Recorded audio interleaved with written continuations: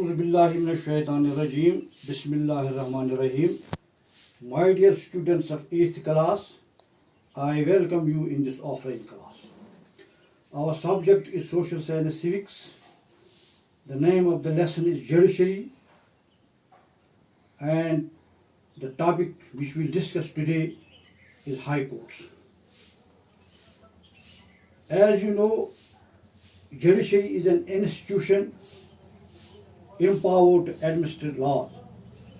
In India, we have an integrated judiciary. That means there is a complete judicial system from bottom to top. At the top, there is the Supreme Court, and High Courts are at state level, and at district level there are district courts. So far as Supreme Court is concerned, we have discussed it yesterday, and today our topic is High Court, composition of the High Court, appointment and qualification for the judges of High Court, jurisdiction of the High Courts. First of all, composition. There is a Chief Justice and some other judges in a High Court. The President decides the number from time to time.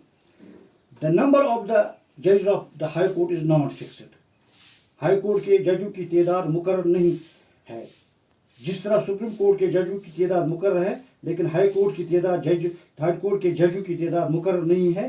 President of India high court की जजों की तादाद बढ़ा सकता है काम के मुताबिक, वक्त वक्त पर. जितना जिस वक्त काम होगा उतना उस वक्त वो हाई कोर्ट के जजों की तादाद बढ़ा सकता है, लेकिन हाई कोर्ट की जजों की तादाद मुकर्रर नहीं है.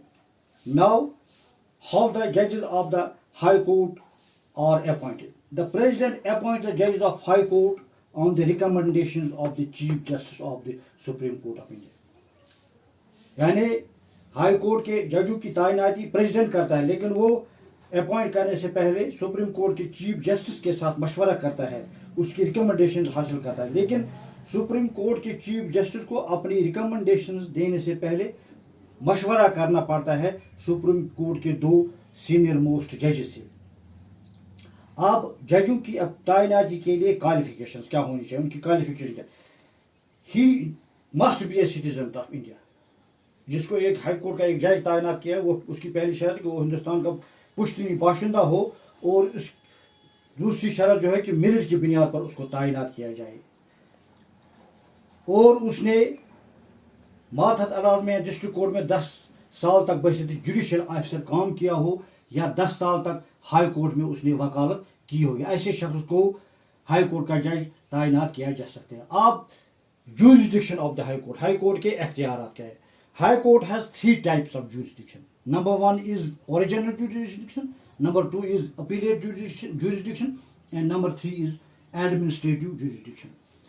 So far as the original jurisdiction is concerned, it is related to such cases which can be directly brought before the High Court for hearing, and no other subordinate court can hear these cases. These cases are related to fundamental rights, violation of fundamental rights, interpretation of constitution, divorce, disputes of elections, etc.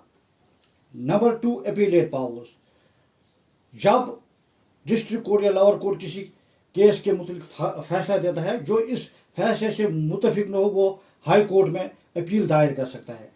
High court has the power to appellate powers on criminal, civil and revenue cases.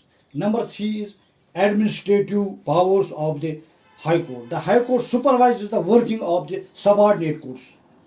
यानी high court मातहत अदालतों का supervision कर सकता है.